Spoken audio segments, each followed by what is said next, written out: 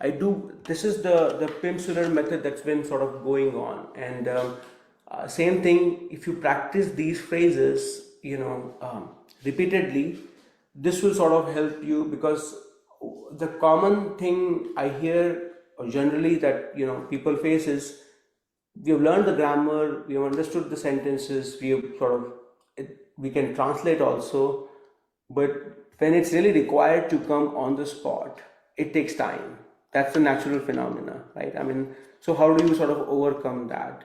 One way to sort of overcome is, you have a sort of list of sentences which you are regularly practicing, and you're practicing it in sort of such a way that it start coming seamlessly.